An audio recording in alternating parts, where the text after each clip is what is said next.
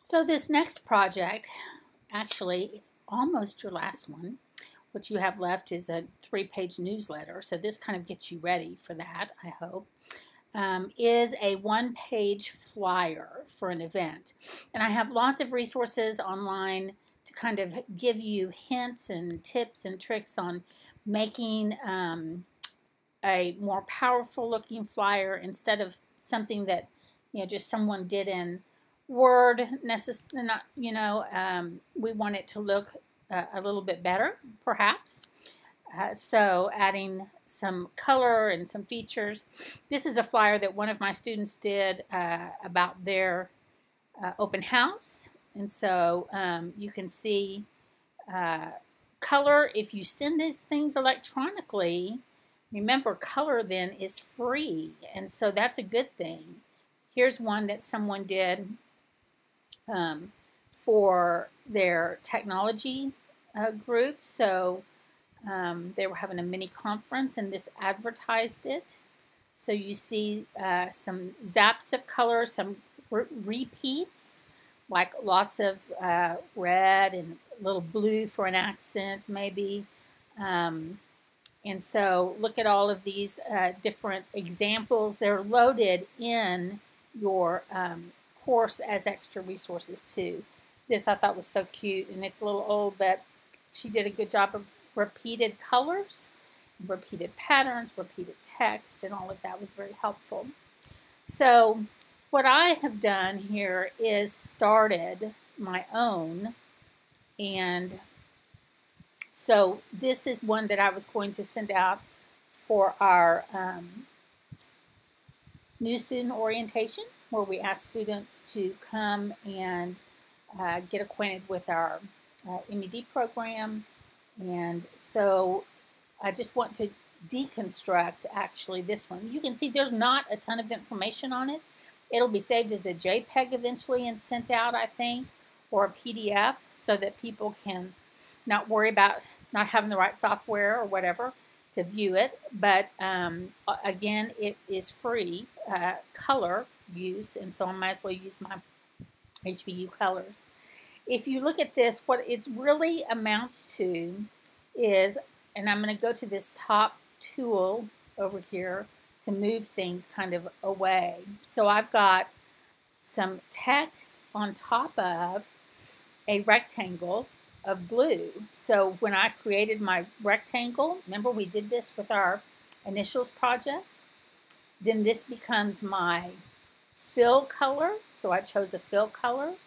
It does right now have a 1-point box around it, just barely. In fact, I could have done away with the box. And here, solid, or you could, create some kind of something. I have used dots on some of these things, so there it is with dots. If I wanted to make it bigger, you see that? You can make your borders a little bit different. And I'm going to take it back down to really just a small border. I did decide to use some dots here just for some little ornate decoration. And then this is a piece of scrapbook paper excuse me, that I downloaded. And when you have an image that you have downloaded, to insert it, you want to go and choose File, Place. And in my File Place, I would choose some kind of image that I want to use.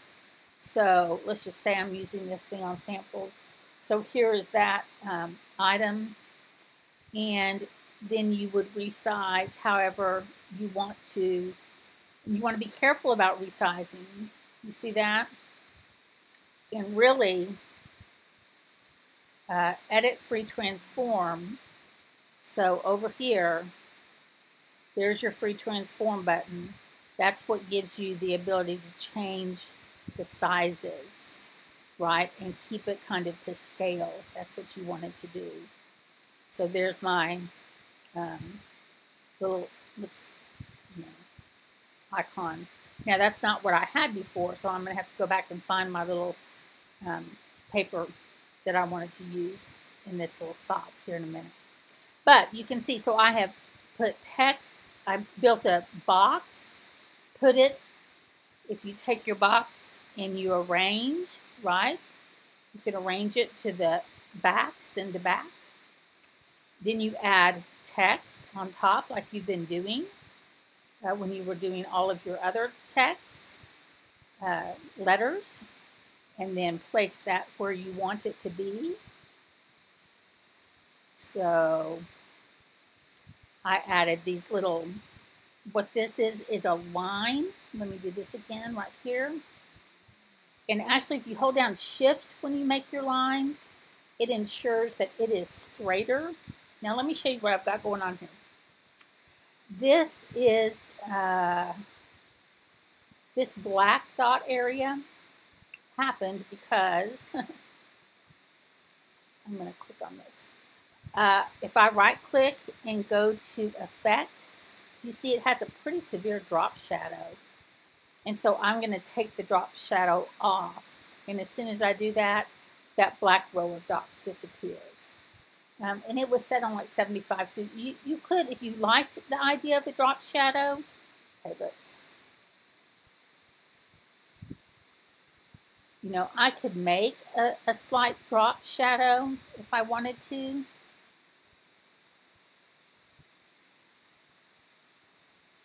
But now it's way over here. So you have to kind of play with it till you know that it's dropping where you want it to drop.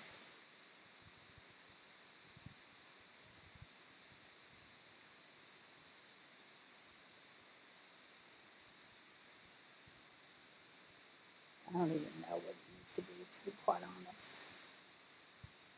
Go straight below. Anyway, you'll have to mess with that drop shadow bit and find what seems to make you happy if you want a little bit of drop shadow there. I did add, let's look at this. This was a circle, so I came in here and instead of this rectangular cube, I did an elliptical. And so on that particular piece, I'm going to go back to this.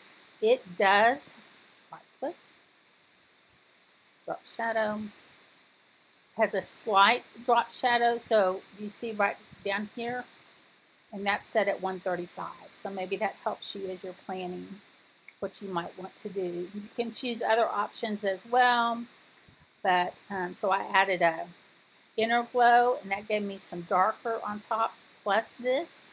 So if you like the way this looks better than that, well, you could, you know, manipulate things that way. Again, let me just remind you that this is, these are just circles on top of me first adding a rectangular box in the background. And then putting, see if I fix this drop shadow, be the same.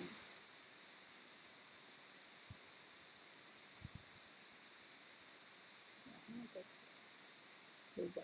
So it gives it a little bit more 3D, I guess, look. Now, unfortunately, I probably lost my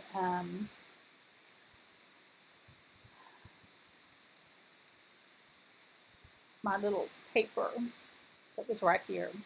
So what I had done, or what I did, excuse me, do, is I went here and created or looked for orange and blue chevron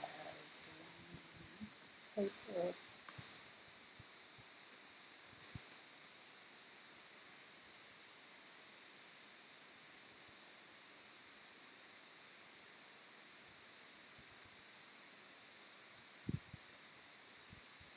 Now, of course, I can find it.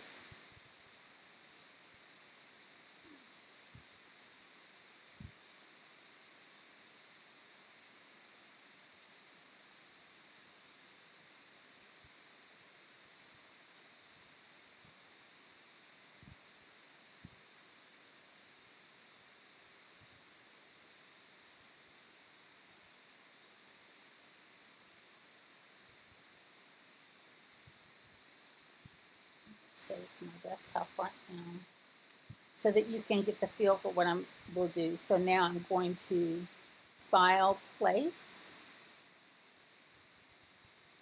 I was on my desktop.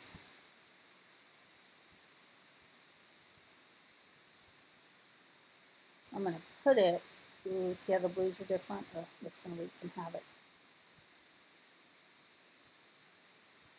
All right, now remember, I want to edit free transform this. That allows me to modify it a little bit.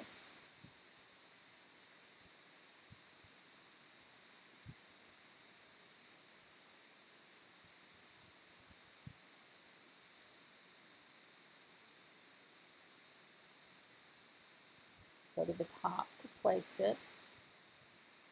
Now I need to select it there. And we need to arrange, send it back so that now these other images are on top. And actually here now,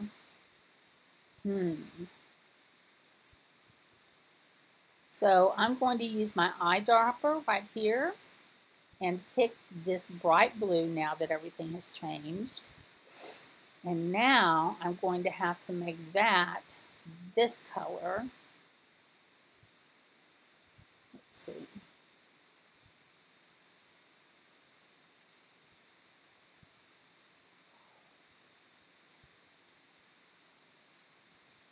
Let's see.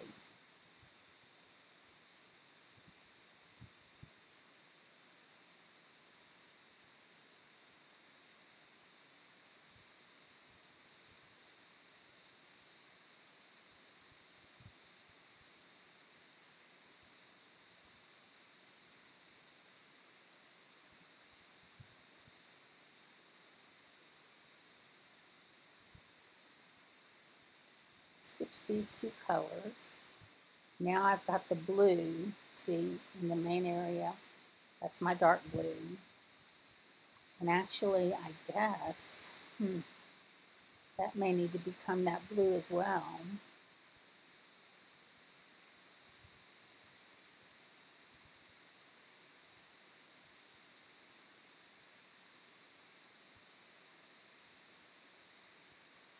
See how I switched right here to the main fill.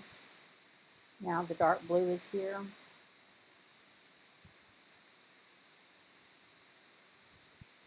And actually, I think this now, no, it can't be orange.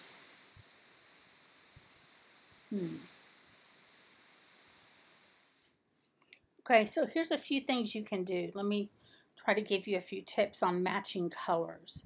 So down here at the bottom, if you recall just a little bit ago when you saw it, it wasn't this navy. What I did was I went over here where I knew I had the navy color I wanted, which is up here at the top.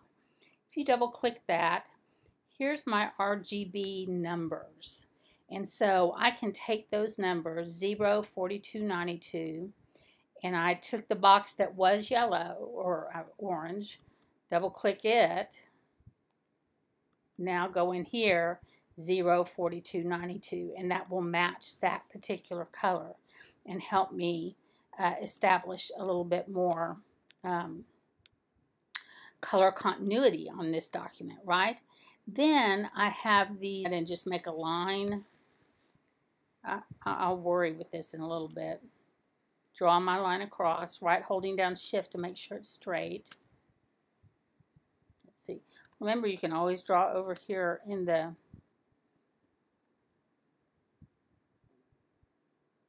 outside area. Okay, so here it is.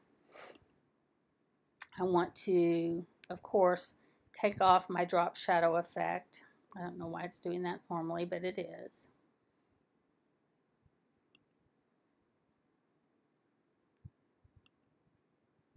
Click off of it. I'm going to use my selection tool. Bring this up a little bit.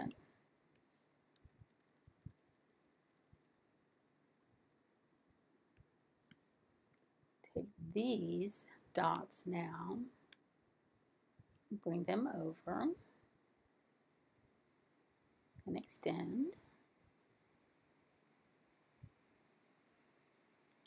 And I'll monkey with those edges a little bit more, right? And then probably create and make these the exact same thing. Now remember, if I need to know the color of the orange that I'm talking about, this one is 247, 141, 30. There it is, yes. So it needs to be on the spaces.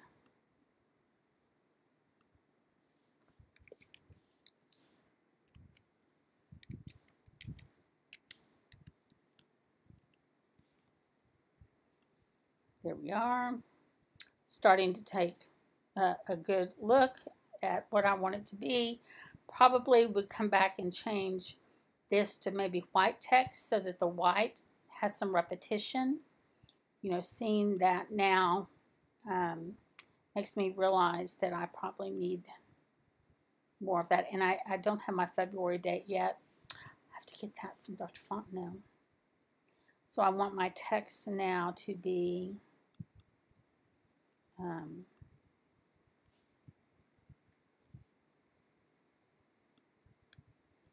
can't remember if it's all zeros or if that's white or black, but we'll see, right? That's black. Almost white, good. So there you go. I think that was a little better.